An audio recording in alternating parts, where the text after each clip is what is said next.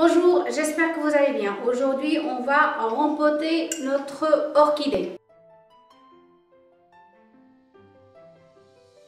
Le mien, c'est un Phalaenopsis et c'est la variété la plus vendue dans le monde entier pour les raisons suivantes. 1. Il peut faire des fleurs toute l'année. 2. Elle est facile à vivre. 3. Il peut nous faire des ramifications qui plus tard vont donner des fleurs. Le rempotage peut se faire toute l'année à condition que la fleur soit fanée. On peut le faire quand les racines débordent. Comme c'est une plante épiphyte, il va chercher la lumière et l'humidité dans l'air. Et donc, une fois que vous observez que toutes les racines sont à l'extérieur, c'est le moment de la rempoter.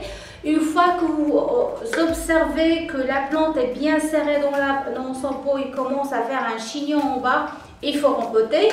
Et on peut rempoter, c'est mon cas, quand vous remarquez que le substrat n'est pas de bonne qualité. Une remarque très importante, l'orchidée, comme j'ai déjà expliqué, c'est une plante épiphyte et donc elle a besoin, c'est les racines qui ont besoin de recevoir de la lumière.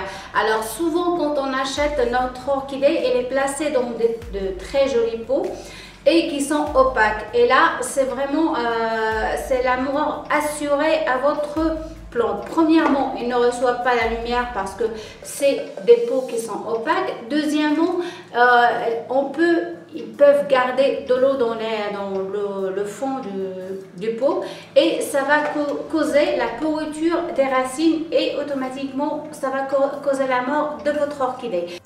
Passons maintenant au rempotage. On doit commencer par vérifier l'état des racines. Si nous avons des racines bien vertes, ça veut dire que la plante se porte très bien. Si on a des racines qui sont un peu molles, qui commencent à pourrir, il faut absolument les enlever. Il faut penser à nettoyer le sécateur avant de commencer à travailler avec, soit avec du feu, c'est ce que je fais, soit avec de l'alcool à brûler 90 degrés.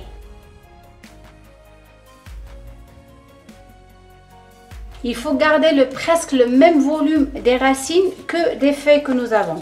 Très important, quand vous manipulez votre plante, il faut regarder si elle n'a pas de taches. Là, je viens de remarquer qu'il y a une tache blanche. Il se peut que ce soit de la chenille farineuse.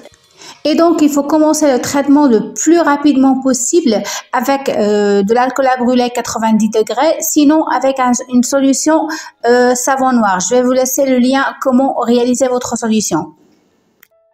Voilà, j'ai nettoyé mes racines et j'ai enlevé la totalité du substrat, du vieux substrat. Là, on passe au choix du terreau. Il faut absolument choisir un terreau spécial pour les orchidées. Là, ce que j'ai choisi, c'est un terreau qui se compose de morceaux d'écorce, de fibres de coco et de tourbe.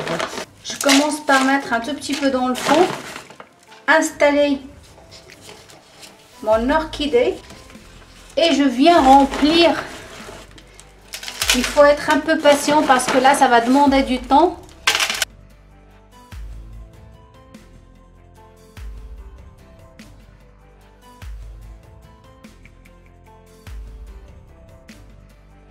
Je viens replacer mon tuteur. Comme à la fin de chaque rempotage, il faut venir arroser copieusement. Alors pour l'orchidée, on lui fait un bain. Je vais la baigner et puis je passe à la décoration de la plante dans le pot. J'ai replacé mon orchidée dans son pot. J'ai placé des galets de couleur à la fois pour la déco et aussi pour éviter que les racines de mon orchidée baignent dans de l'eau. Pour apporter de l'humidité à la plante, j'ai installé de la mousse végétale.